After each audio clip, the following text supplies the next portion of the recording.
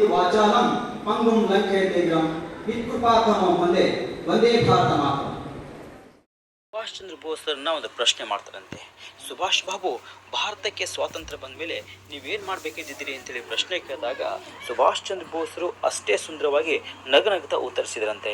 ಭಾರತ ಖಂಡಿತವಾಗಿ ಸ್ವಾತಂತ್ರ್ಯ ಗಳಿಸುತ್ತೆ ಮತ್ತು ಸ್ವಾತಂತ್ರ್ಯ ಗಳಿಸಿರ್ತಕ್ಕಂಥ ಆ ದಿನ ನನ್ನ ಜೀವನದ ಅತ್ಯಂತ ಶ್ರೇಷ್ಠವಾಗಿರ್ತಕ್ಕಂಥ ಮತ್ತು ಮಹಾ ಸಂತೋಷದ ದಿನ ಅಂತ ಹೇಳಿ, ಭಗವಂತನ ಆಶೀರ್ವಾದದಿಂದ ಅಥವಾ ನನ್ನ ಅದೃಷ್ಟವಶದಿಂದ ಸ್ವಾತಂತ್ರ್ಯ ನನ್ನ ಕೈಗೆ ಏನಾದರೂ ಬಂದರೆ ಇಡೀ ಅಖಂಡ ಭಾರತದ ಪ್ರಜಾಪ್ರಭುತ್ವವನ್ನು ಮಹಾತ್ಮ ಗಾಂಧೀಜಿಯವರಿಗೆ ಒಪ್ಪಿಸಿ ನಾನು ಪವಿತ್ರವಾಗಿರ್ತಕ್ಕಂಥ ಹಿಮಾಲಯಕ್ಕೆ ಹೋಗಿ ತಪಸ್ಸು ಮಾಡಿ ಬ್ರಹ್ಮಾನಂದ ಪದವನ್ನು ಗಳಿಸಿಕೊಂಡು ಒಬ್ಬ ಸನ್ಯಾಸಿ ಆಗಿಬಿಡ್ತೀನಿ ಅಂತ ಹೇಳಿದ್ರಂತೆ.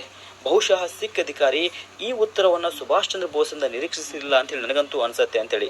ಅವ್ರು ಅಂದ್ಕೊಂಡಿರ್ಬೋದು, ಸುಭಾಷ್ ಚಂದ್ರ ಬೋಸರು ಈ ದೇಶಕ್ಕೆ ಸ್ವಾತಂತ್ರ್ಯ ಬಂದ ಮೇಲೆ ಈ ದೇಶದ ಮೊದಲ ಪ್ರಧಾನಮಂತ್ರಿಯಾಗಿ ಅಧಿಕಾರ ವಹಿಸಿಕೊಳ್ಳುವ ಯಾವುದಾದ್ರೂ ಮಾತು ಹೇಳ್ತಾರೆ ಅಂತ ಹೇಳಿ. ಆದರೆ ಸುಭಾಷ್ ಚಂದ್ರ ಬೋಸರು ಕೊಟ್ಟ ಉತ್ತರದಿಂದಲೇ ನಮಗಂತೂ ಅನಿಸುತ್ತೆ ಅವರೊಬ್ಬ ಶ್ರೇಷ್ಠ ರಾಷ್ಟ್ರಭಕ್ತರೆಂಬುದು ಅರಿವಾಗತ್ತೆ ಅಂತೇಳಿ.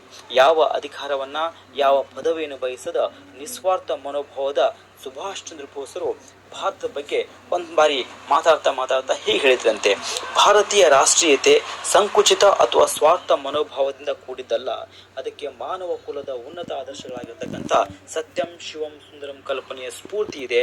ನಾವೆಲ್ಲ ಭಾರತೀಯರು ಈ ದೇಶದ ಬಗ್ಗೆ, ಭಾರತ ಒಂದರ ಬಗ್ಗೆ ಮಾತ್ರ ಚಿಂತಿಸಬೇಕು. ವಿಶ್ವ ನಾಗರಿಕತೆಗೆ, ವಿಶ್ವ ಸಂಸ್ಕೃತಿಗೆ ಅಪಾರವಾಗಿರ್ತಕ್ಕಂಥ ಕೊಡುಗೆ ನೀಡಬಲ್ಲ ಎಲ್ಲ ಮೂಲ ಅಂಶಗಳನ್ನ ನನ್ನ ತಾಯಿನಾಡು ಹೊಂದಿದೆ ಅಂತ ಹೇಳ್ತಾ ತಮ್ಮ ಇಡೀ ಜೀವನದ ಉದ್ದಕ್ಕೂ ಹೀಗೆ ಸುಭಾಷ್ ಬಾಬುರವರು ತಮ್ಮ ಜೀವನದ ಉದ್ದಗಲಕ್ಕೂ ಭಾರತದ ಕುರಿತಂತೆ ಅದ್ಭುತವಾದ ಮಾತುಗಳನ್ನಾಡುತ್ತಾ give me your blood, I will give freedom, Jai Hind ಎಂಬ ಅನೇಕ ಘೋಷವಾಕ್ಯದ ಮೂಲಕ ವೀರ ಕ್ರಾಂತಿಕಾರಿಗಳ ಮನಸ್ಸಿನಲ್ಲಿ ಕ್ರಾಂತಿ ಕಿಚ್ಚನ್ನು ಹಬ್ಬಿಸಿ ಇಂಡಿಯನ್ ನ್ಯಾಷನಲ್ ಆರ್ಮಿಯನ್ನು ಸ್ಥಾಪಿಸಿ ಭಾರತವನ್ನು ಬ್ರಿಟಿಷರ ಕಪಿಮುಷ್ಟಿಯಿಂದ ಬಿಡುಗಡೆಗೊಳಿಸುವಂತಹ ಮಹಾನ್ ಕನಸು ಕಂಡ ಅದ್ಭುತ ನಾಯಕ ನೇತಾಜಿ ಸುಭಾಷ್ ಚಂದ್ರ ಬೋಸರು. ಪ್ರಿಯ ವಿದ್ಯಾರ್ಥಿ ಮಿತ್ರರೇ, ಈ ಹಂತದಲ್ಲಿ ಸುಭಾಷ್ ಚಂದ್ರ ಬೋಸ್ರವರ ಇಡೀ ಜೀವನವನ್ನು ತಿಳಿಸದೆ ಅವರ ಜೀವನದ ಅತ್ಯಂತ ಪ್ರಮುಖವಾದಂತಹ ಘಟ್ಟಗಳನ್ನು ನಿಮ್ಮ ಮುಂದೆ ತಂದಿಡ್ತಕ್ಕಂಥ ಒಂದು ಸಣ್ಣ ಪ್ರಯತ್ನ ಅಷ್ಟೇ. 1938ರಲ್ಲಿ ನಡೆದ ಭಾರತೀಯ ರಾಷ್ಟ್ರೀಯ ಕಾಂಗ್ರೆಸ್ನ ಅಧಿವೇಶನ ಗುಜರಾತ್ನ ಹರಿಪುರದಲ್ಲಿ ನಡೆದಿತ್ತು. ಈ ಅಧಿವೇಶನದಲ್ಲಿ ಸುಭಾಷ್ ಚಂದ್ರ ಬೋಸರನ್ನು ಅಧ್ಯಕ್ಷನಾಗಿ ಆಯ್ಕೆ ಮಾಡ್ತಾರೆ. ಫೆಬ್ರವರಿ 19ರಿಂದ 22ರವರೆಗೂ ನಡೆದ ಈ 51ನೆಯ ಕಾಂಗ್ರೆಸ್ ಅಧಿವೇಶನವು ಸುಭಾಷ್ ಚಂದ್ರ ಬೋಸರ ಜೀವನದಲ್ಲಿ ನಡೆದಿರತಕ್ಕಂಥ ಒಂದು ಪ್ರಮುಖವಾದ ಮೈಲುಗಲ್ಲಾಗಿದೆ. ಈ ಅಧಿವೇಶನದಲ್ಲಿ ಜವಾಹರ್ಲಾಲ್ ನೆಹರೂರವರ ನೇತೃತ್ವದಲ್ಲಿ ನ್ಯಾಷನಲ್ ಪ್ಲಾನಿಂಗ್ ಕಮಿಟಿಯನ್ನು ಸ್ಥಾಪನೆ ಮಾಡ್ತಾರೆ. ಅಷ್ಟೇ ಅಲ್ಲ, ಮತ್ತೊಂದು ವಿಶೇಷತೆ ಏನು ಅಂತ ಹೇಳಿದರೆ, ಮಹಾತ್ಮ ಗಾಂಧೀಜಿಯ ಕೋರಿಕೆಯ ಮೇರೆಗೆ ಕಲಾವಿದ ನಂದಲಾಲ್ ಬೋಸ್ರವರು ಈ ಅಧಿವೇಶನಕ್ಕಾಗಿಯೇ ವಿಶೇಷವಾಗಿರ್ತಕ್ಕಂಥ 7 ಪೋಸ್ಟರ್ಗಳನ್ನು ಸಿದ್ಧಪಡಿಸಿರ್ತಾರೆ. ಸುಭಾಷ್ ಬಾಬು ಕಾಂಗ್ರೆಸ್ಸಿನ ಅಧ್ಯಕ್ಷರಾಗುವ ಮೊದಲು ಮತ್ತು ಅಧ್ಯಕ್ಷರಾದ ನಂತರವೂ ವಿದೇಶ ಪ್ರವಾಸ ಮಾಡಿ ಆಟ್ಲಿ ಅಂತಹ ಪ್ರಮುಖ ಬ್ರಿಟಿಷ್ ಅಧಿಕಾರಿಗಳೊಂದಿಗೆ ನಿರಂತರವಾಗಿರ್ತಕ್ಕಂಥ ಸಂಪರ್ಕ ಇಟ್ಕೊಂಡೇ ಬಂದಿದ್ರು.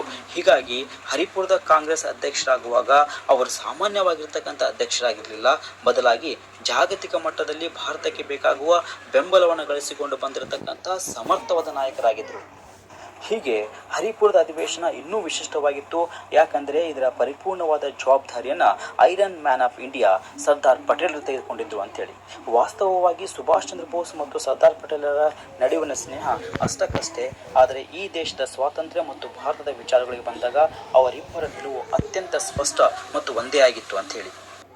ಅತ್ಯಂತ ವಿರೋಧದ ನಡುವೆ ಸಹಿತ ಸರ್ದಾರ್ ಪಟೇಲರು ಸುಭಾಷ್ ಚಂದ್ರ ಬೋಸರನ್ನ ಕಾರ್ಯಕ್ರಮಕ್ಕೆ ಎಷ್ಟು ಚೆನ್ನಾಗಿ ಸ್ವಾಗತಿಸಿದರೆಂದರೆ, ಬೋಸರಿಗಾಗಿಯೇ 51 ಜೊತೆ ಎತ್ತಿನ ಬಂಡೆಗಳನ್ನು ಹಾಗೂ 51 ಕಮಾನುಗಳನ್ನ ನಿರ್ಮಿಸಿ ಅದರ ಮೂಲಕ ಹಾದು ಬರುವಂತೆ ಅದ್ಭುತವಾಗಿರ್ತಕ್ಕಂಥ ಸ್ವಾಗತವನ್ನು ಸುಭಾಷ್ ಚಂದ್ರ ಬೋಸರನ್ನ ಕಾರ್ಯಕ್ರಮಕ್ಕೆ ಸ್ವಾಗತಿಸಿ ಆಶ್ಚರ್ಯ ಸಹಿತ ನಿರ್ಮಾಣ ಮಾಡಿದರು. ಹೀಗೆ ಅಧಿಕಾರ ವಹಿಸಿಕೊಂಡ ನಂತರ ಸುಭಾಷ್ ಬಾಬು ತಳಮಟ್ಟದಿಂದ ಕಾಂಗ್ರೆಸ್ಸನ್ನು ಚುರುಕುಗೊಳಿಸಿದರು. ಅಷ್ಟೇ ಅಲ್ಲ, ಇಡೀ ಕಾಂಗ್ರೆಸ್ನಲ್ಲಿ ಹೊಸ ಆಲೋಚನೆಗಳನ್ನು, ಹೊಸ ಆಯಾಮವನ್ನು ಮತ್ತು ಹೊಸ ದಿಕ್ಕನ್ನು ನಿರ್ಮಿಸತೊಡಗಿದರು. ಕುಲಕಸಬಿನ ಉದ್ಯೋಗಗಳು, ಗುಡಿ ಕೈಗಾರಿಕೆಗಳ ಜೊತೆಗೆ ಯಂತ್ರ ಆಧಾರಿತ ಉದ್ಯಮ ಬೆಳವಣಿಗೆಯ ಅಗತ್ಯತೆಯನ್ನು ಒತ್ತಿ ಹೇಳಿದರು. ಸುಭಾಷ್ ಚಂದ್ರ ಬೋಸರ ದೂರದೃಷ್ಟಿ ಹೇಗಿತ್ತೆಂದರೆ, ಸ್ವಾತಂತ್ರ್ಯ ಬರುವವರೆಗೂ ಸಹಿತ ಬ್ರಿಟಿಷರನ್ನು ವಿರೋಧಿಸುವುದು, ಸ್ವಾತಂತ್ರ್ಯ ನಂತರ ಅವರ ಯೋಜನೆಗಳನ್ನು ಅಳವಡಿಸಿಕೊಂಡು ಆ ಮೂಲಕ ಸಮಗ್ರ ಅಭಿವೃದ್ಧಿ ಭಾರತವನ್ನು ಸೃಷ್ಟಿ ಮಾಡುವುದಾಗಿತ್ತು. ಹೀಗೆ ಸುಭಾಷ್ ಚಂದ್ರ ಬೋಸರು ತಾವು ಅಂದುಕೊಂಡ ಕೆಲಸಗಳನ್ನ ತಮ್ಮ ಅಧಿಕಾರದ ಅವಧಿಯಲ್ಲಿ ಪೂರ್ಣಗೊಳಿಸಲಿಕ್ಕಾಗಲಿಲ್ಲ. ಹೀಗಾಗಿ ನಾನು ಇನ್ನೊಂದು ಬಾರಿ ರಾಷ್ಟ್ರೀಯ ಕಾಂಗ್ರೆಸ್ನ ಅಧ್ಯಕ್ಷರಾಗಬೇಕೆಂದು ಬಯಸ್ತೀನಿ ಅಂತ ಹೇಳಿ ಕಾಂಗ್ರೆಸ್ ನಾಯಕರ ಮುಂದೆ ತಮ್ಮ ಅಭಿಪ್ರಾಯನ ವ್ಯಕ್ತಪಡಿಸ್ತಾರೆ. ಯಾವಾಗ ತಮ್ಮ ಅಭಿಪ್ರಾಯನ ವ್ಯಕ್ತಪಡಿಸಿದರೋ ನಿಜವಾದ ಸಮಸ್ಯೆಗಳ ಸರಮಾಲೆ ಈಗ ರಾಷ್ಟ್ರೀಯ ಕಾಂಗ್ರೆಸ್ನ ಅಧಿವೇಶನದಲ್ಲಿ ಸೃಷ್ಟಿಯಾಯಿತು. ಯಾಕಂತಂದ್ರೆ ಅಲ್ಲಿಯವರೆಗೂ ಸಹಿತ ಇಡೀ ಆ ಕಾಂಗ್ರೆಸ್ನ ಅಧ್ಯಕ್ಷ ಪದವಿಯನ್ನು ಯಾರಿಗೆ ಕೊಡಬೇಕಾದರೂ ಅದು ಔಪಚಾರಿಕವಾಗಿ ನಡೀತಿತ್ತು. ಅತ್ಯಂತ ಮುಖ್ಯವಾಗಿ ಮಹಾತ್ಮ ಗಾಂಧೀಜಿಯವರು ಅಧ್ಯಕ್ಷ ಪದವಿಗೆ ಹೆಸರನ್ನು ಸೂಚಿಸ್ತಾ ಇದ್ರು. ಇದಕ್ಕೆ ವಿರೋಧಿಸಿರ್ತಕ್ಕಂಥ ಸುಭಾಷ್ ಬಾಬು ಅಧಿಕಾರ ಯಾರೊಬ್ಬರ ಕೈಯಲ್ಲಿ ಇರಬಾರ್ದು, ಇಲ್ಲಿಯೂ ಸಹ ಚುನಾವಣೆಗಳು ನಡೀಬೇಕು, ಪ್ರಜಾಪ್ರಭುತ್ವದಲ್ಲಿ ಮತದಾನದ ಮೂಲಕ ಆಯ್ಕೆಯಾಗಿರ್ತಕ್ಕಂಥ ಸಮರ್ಥ ನಾಯಕ ಪಕ್ಷವನ್ನು ಮುನ್ನಡೆಸಬೇಕಂತ ಹೇಳಿ ತ್ರಿಪುರಾ ಕಾಂಗ್ರೆಸ್ ಅಧಿವೇಶನಕ್ಕೆ ಚುನಾವಣೆಗೆ ಸಿದ್ಧ ಅಂತ ಹೇಳಿ ಪಟ್ಟು ಹಿಡಿತಾರೆ. ಹೀಗೆ ಸುಭಾಷ್ ಚಂದ್ರ ಬೋಸರ ಸ್ಪಷ್ಟ ನಿಲುವಿನ ನಂತರ ಸುಭಾಷರ ವಿರುದ್ಧ ಯಾವ ಕ್ಯಾಂಡಿಡೇಟ್ ಅಥವಾ ಅಭ್ಯರ್ಥಿನ ಹಾಕಬೇಕಂತೇಳಿ ಸಮಸ್ಯೆ ಎದುರಾದಾಗ ಮಹಾತ್ಮ ಗಾಂಧೀಜಿಯ ಮೊದಲ ಆಯ್ಕೆ ಸರ್ದಾರ್ ಪಟೇಲ್ರು ಅಂತೇಳಿ. ಸರ್ದಾರ್ ಪಟೇಲ್ರು ದೂರದೃಷ್ಟಿಯ ನಾಯಕನಾಗಿದ್ದರಿಂದ ಚುನಾವಣೆಯಿಂದ ಹಿಂದೆ ಸರಿದ್ರು. ಎರಡನೇ ಆಯ್ಕೆ ಆಗಿರ್ತಕ್ಕಂಥ ಬಾಬು ರಾಜೇಂದ್ರ ಪ್ರಸಾದ್ ಸಹಿತ ಚುನಾವಣೆಗೆ ನಿಲ್ಲಿಲ್ಲ. ಹೀಗಾಗಿ ಚುನಾವಣೆ ನಡೆಯಲೇಬೇಕು ಎಂದು ಜಿದ್ದಿಗೆ ಬಿದ್ದ ಮಹಾತ್ಮ ಗಾಂಧೀಜಿ ಆಂಧ್ರದ ಕಾಂಗ್ರೆಸ್ ನಾಯಕ ಪಟ್ಟಾಭಿ ಸೀತಾರಾಮಯ್ಯನ ಅಭ್ಯರ್ಥಿ ಅಂತೇಳಿ ಘೋಷಣೆ ಮಾಡಿಯೇ ಬಿಟ್ರು. ವಾಸ್ತವವಾಗಿ ಈ ಚುನಾವಣೆ ಪಟ್ಟಾಭಿ ಸೀತಾರಾಮಯ್ಯ ವರ್ಸಸ್ ಸುಭಾಷ್ ಚಂದ್ರ ಬೋಸ್ ಅಲ್ಲ, ಸುಭಾಷ್ ಚಂದ್ರ ಬೋಸ್ ವರ್ಸಸ್ ಮಹಾತ್ಮ ಗಾಂಧೀಜಿ ಅಂತಕ್ಕಂಥ ದೊಡ್ಡ ಸಂದೇಶ ಇಡೀ ಕಾಂಗ್ರೆಸ್ಸಿಗೆ ತಲುಪಿತು. ಹೀಗೆ ಎರಡೂ ತಂಡಗಳು ಬಿರುಸಿನ ಪ್ರಚಾರದಲ್ಲಿ ತೊಡಗಿದ್ದುವು. ಬಹು ತುರುಸಿನ ಮತದಾನವಾಯಿತು. ದೇಶದ ಬೇರೆ ಬೇರೆ ರಾಜ್ಯಗಳಿಂದ ಚುನಾವಣಾ ಫಲಿತಾಂಶ ಪ್ರಕಟಣೆಗೊಂಡವು. ಬೋಸರಿಗೆ ಎದುರಾಳಿಯಾಗಿರ್ತಕ್ಕಂಥ ಡಾಕ್ಟರ್ ಪಟ್ಟಾಭಿ ಸೀತಾರಾಮಯ್ಯರಿಗೂ ಮತ್ತು ಸುಭಾಷ್ ಚಂದ್ರ ಬೋಸರಿಗೂ ಸಹಿತ ಸಮಾನ ಅಂತರದಲ್ಲೇ ಮತಗಳು ಬಿದ್ದಿದ್ವು ಅಂತೇಳಿ. ಈಗ ಕರ್ನಾಟಕದ ತೀರ್ಪಿಗಾಗಿ ಕಾಯ್ದುಕೊಳ್ತಿದ್ರು. 1939ರಲ್ಲಿ ನಡೆದ ಈ ಚುನಾವಣೆ ಮರೆಯಲಾಗದ ಅಚ್ಚರಿ ತಂದಿತ್ತು. ಕಾರಣ ಸುಭಾಷ್ ಚಂದ್ರ ಬೋಸರಿಗೆ 1580 ಮತಗಳು ಬಿದ್ದಿದ್ರೆ ಗಾಂಧೀಜಿಗೆ ಗಾಂಧೀಜಿಯ ಕ್ಯಾಂಡಿಡೇಟ್ ಆಗಿರ್ತಕ್ಕಂಥ ಪಟ್ಟಾಭಿ ಸೀತಾರಾಮ ಅವರಿಗೆ 1375 ಮತಗಳು ಬಿದ್ದಿದ್ವಂತೆ. ಹೀಗೆ ಚುನಾವಣೆಯೇ ಗೆಲುವಿನ ನಗೆ ಬೀರಲು ಕರ್ನಾಟಕದ ಮತಗಳ ನಿರ್ಣಯವಾಗಿದ್ದವು. ಸುಭಾಷರ ಕೃತಜ್ಞತೆ ಕರ್ನಾಟಕದ ಕಡೆಗೆ ಹರಿತು.